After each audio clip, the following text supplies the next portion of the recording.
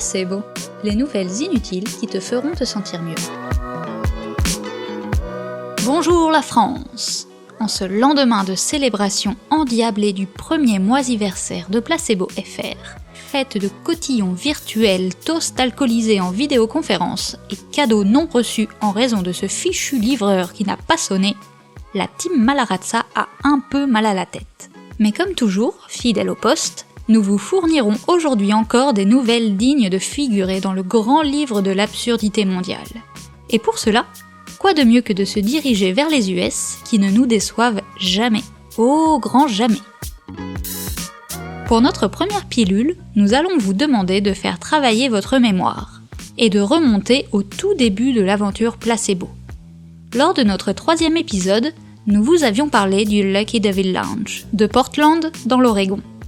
Mais si, rappelez-vous, ce club de striptease qui, pour éviter à ses filles de se retrouver sans emploi, les avait reconverties en livreuses de plats proposés par le club grâce au service Uber Eats. Eh bien, Sean Bolden, le propriétaire de l'établissement, a de nouveau diversifié son activité en créant cette fois le service Food to Go Go.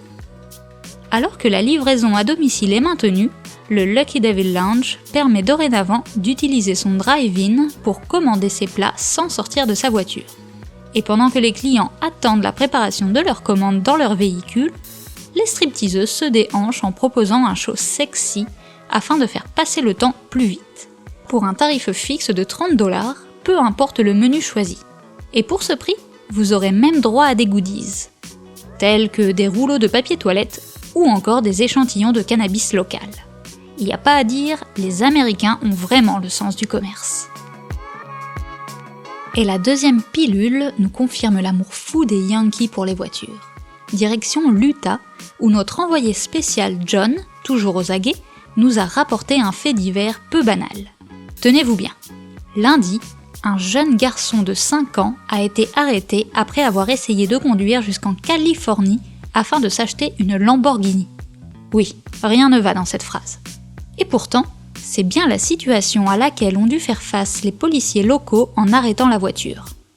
Alors qu'ils pensaient poursuivre un conducteur ivre sur l'autoroute, le véhicule zigzagant et n'allant pas à plus de 50 km/h, la patrouille s'est retrouvée nez à nez avec un enfant dont la tête atteignait à peine l'appui-tête. Je l'ai toujours dit, moi, que les voitures automatiques représentaient un danger considérable. Le garçon était censé être sous la surveillance de ses frères et sœurs, mais après une dispute avec sa mère, lui refusant de s'acheter une voiture de sport, il a décidé de se rendre chez sa sœur en Californie, seul, avec 3$ en poche, afin de se l'acheter lui-même. Alors oui, il est peut-être précoce en termes de conduite, mais ce n'est pas franchement ça en ce qui concerne le business. Alors, chers parents, je ne veux plus vous entendre vous plaindre que votre progéniture s'ennuie pendant le confinement. Vous risqueriez de voir vos rejetons développer des idées similaires à la sienne pour s'occuper. Et enfin, pour clôturer cet épisode spécial USA, la dernière pilule nous vient de la Floride. Le gouverneur républicain Ron DeSantis a annoncé la réouverture prochaine des parcs et plages, alors que la pandémie de coronavirus continue de faire de nombreuses victimes outre-Atlantique.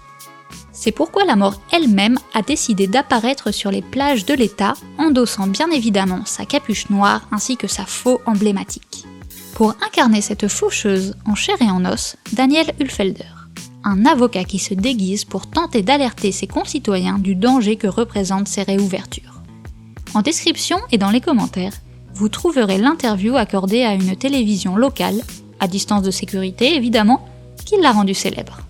Grosso modo, ça donne « Je sais à quel point nos plages sont belles et attrayantes, mais si nous ne prenons pas des mesures pour contrôler les choses, ce virus va vraiment devenir hors de contrôle. » Alors, en ce qui me concerne, je suis admirative. Bah oui, de nos jours où on ne peut passer outre la communication sur les réseaux sociaux, le fait que la mort elle-même fasse des efforts pour ne pas perdre le contact avec son public est remarquable. Ah, la beauté des Amériques, terre où tout est possible si vous êtes assez fou pour suivre vos rêves. Ou pas. Bon, ne soyons pas médisants, l'Hexagone nous a également fourni son lot d'absurdités ces derniers temps. Alors, on se retrouve demain, même heure, même jour, même pomme... Ah, non. Même heure, même lieu, et même voix. Allez, Des bisous! Placebo, pour impressionner dans les dîners mondains.